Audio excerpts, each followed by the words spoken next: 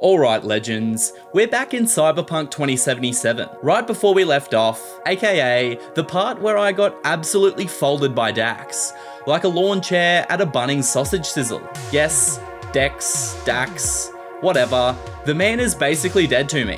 1 second I'm doing the I'm a main character walk, next second I'm speedrunning reincarnation.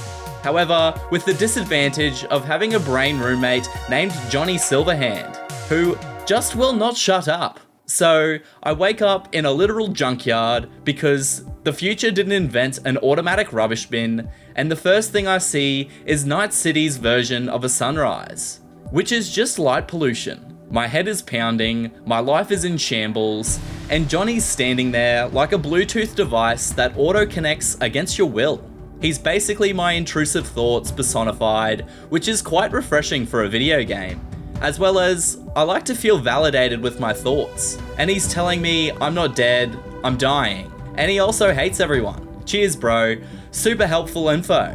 Nothing like a ghost terrorist in your skull doing live commentary to top off an already eventful day. Anyway, I crawl my way back into civilization with the kind of posture that screams, I've been shot in the face and I deserve it. And I'm kidding about that as well, as I'm immediately interrupted by a Johnny Silverhand intro scene. Like, can I get a break for a second? I gotta go on stage and do a little rock concert because the underground life is, well, conveniently underground, which is quite descriptive and kind of a win for correct grammar. Anyway, the plot develops with me storming Arasaka Tower to get some data. I know what you're thinking, why not just go to Facebook? They leak plenty of our data and won't come after you with guns. Well, I think anyway. In the madness, we get shot, arrested, and tortured, blah blah blah. Turns out, the chip that we stole and plug into our heads was an Ingram of Johnny Silverhand. So then we cut back to the current day, and there's Takamura shooting Dex in the head, which is absolutely an incredibly underwhelming scene. As well, I wanted to do that. He helps me for some reason, and I'm limping around, coughing up my dignity, and I'm trying to act normal. But I have a whole digital rock star haunting my brain with his nonsense. The city's doing its usual thing, trying to kill me.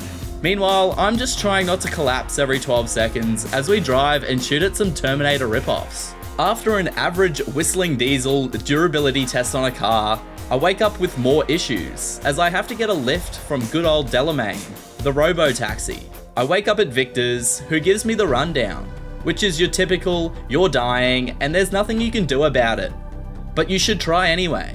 Then I decide to fight myself, which is a totally normal thing to do. I both win and lose, which is making me question if I'm weak or strong. And then the story hits me with the classic, meet someone at the diner mission, because apparently in Night City, the most important scenes are revealed over a cup of coffee. So I roll up to Tom's diner to meet Takamura, or as I call him, Arasaka's most confused employee. I mean, I've just been accused of killing his previous boss, and he rescued me and wants to buy me coffee. I'm not quite sure where this will go, but he is really not my type. Anyway, this man's been running on pure spite and discipline. He sits there like he's about to interrogate the menu. Meanwhile, I sit down like a guy who absolutely has not just died recently. Totally casual, totally fine. He's telling me I'm basically the world's unluckiest storage device because I've got a relic of a terrorist in my head. And I'm sitting there nodding like, yes, interesting, while Johnny's in my brain saying I don't trust this guy, which is totally rich coming from him. Takamura's got this energy of a guy who's trying to fix his entire life, and I'm like, brother, I have the work ethic of a doll bludger. Then he drops the next step, we need help. Specifically, we need to meet Takamura's friend, and I know I called him Tamura earlier, but listen, I've been shot in the head. Names are a privilege at this point. So after catching up for coffee, I decide that I'm gonna let Takamura stew in his feelings for a while. As I decide I want to go see Judy to see if I can track down Evelyn Parker. So I walk up to Lizzie's bar and I get threatened to get whacked by mocks at the door, which to me just sounds like a great time and certainly isn't very threatening. I decide it's not the time for that. I walk in and start listening to everyone's conversations because that just isn't creepy at all. No, I instead decide to mog them hard down and tell them that they all have recessed maxillas. I then mew on them whilst I see their cortisol spike. I then follow my beautiful black queen to duty, who tells me that I should check out Clouds, which is basically the massage parlor down the street. It's my favourite place to visit to get worked on. However, after it, I usually always need a book at a more professional place, as well, I do actually need to get a massage. To get there, I decide to rip someone out of their middle-aged sedan that is heavily sun-affected, as this car screams, "I have car insurance and I will not put up a fight." I then proceed to write the car off, not by choice, but because driving in this game is inherently not very intuitive. Also, the police constantly shoot at me, which certainly didn't help. I get distracted by someone protesting on the street regarding the end is near, which is not very accurate, as I have basically just finished the intro of the game. He is talking about the world being a simulation, so I decide to punch him in the face, which then confirms his theory as the sign just disappears in front of me. Either this guy is an interdimensional wizard, or he might be telling the truth. Anyway, he runs away before I could get the answer out of him. After causing pure chaos in the street, I decide to continue with my day, because I've always been told not to dwell on the past. I make it to Clouds and get promised a good time, but all I get is a 2-second hand-holding session and lying next to a girl who wants to tell me all of my issues. Joke's on her, I have too many to cover. Anyway, after a lifelike experience where I failed to get any action from a paid service worker, I get some info about what happened to Evelyn Parker. It turns out her boss knows what's happened to her and that I should ask him. So, in any natural story progression, I knock someone out in the toilet and drag him into a stall. He is put in a position that screams, "I have been knocked out against my will." Turns out that was for nothing, so I apologise to his limp body. Yeah, turns out I just needed to wait for some guards to move from the door. 10 out of 10 security. I then proceed upstairs to the VIP area and into the boss's room. He doesn't understand the gravity of the situation, so I politely remind him by accusing him of skimming money from the bosses, which goes down like a lead balloon as he tries to quick draw me with his pistol. So I end up putting him down and kill all of his goons. Turns out, Evelyn has been sold off to some ripperdoc called Jig Street, who I immediately thought had a stutter. But then I realised that you don't stutter over email, so someone willingly made their name that, which unlocks a newfound respect in me.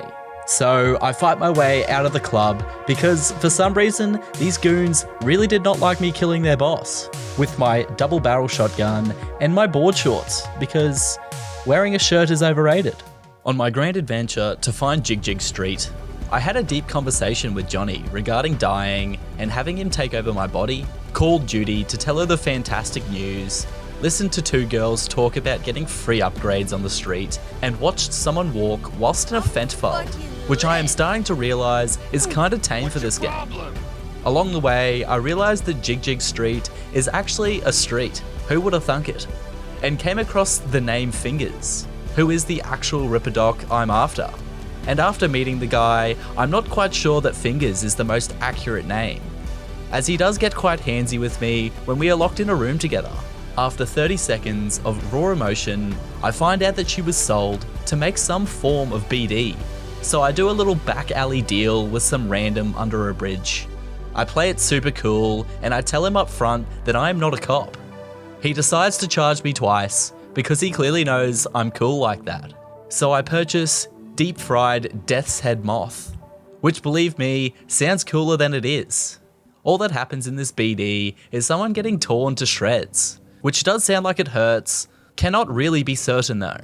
Anyway, turns out that we have figured out who has taken Evelyn by doing my little investigation through the BD editing menu. So we head straight there to stealthily gain access to the building and rescue Evelyn. But as you are already aware, stealth is not my strongest suit, so I fail to knock out someone from behind and then find myself taking off heads with a pistol, which is actually my favourite part of this game. Behind running over civilians with a car, punching random people who look at me funny, and listening to the outrageous conversations between random people. I mean, I did mention that I had issues. I am certainly not faultless. However, after a couple flatlines and numerous dead bodies left behind, I eventually save Evelyn. Well, at least I think I do. She's not in the greatest shape, and the previous Ripper Doc had said that he couldn't save her. So honestly, I'm not too sure what good this did. But anyway, at least there's one less rabid cult that is killing people to make content, which you could argue is taking away from the trade in the city and reducing the circular economy. So I'm not sure if it was a net positive. Let me know in the comments. I carried her out of the building and Judy takes her home. I then find myself on top of a building with a pack of smokes. Normally, I'd be super against smoking, but I think if Johnny's gonna inherit this body, he most definitely deserves lung cancer. So it's actually a calculated risk. But that is where we end the video for today. On the edge of a building, smoking a cancer stick with a known terrorist. Like, subscribe, and see you legends in the next one.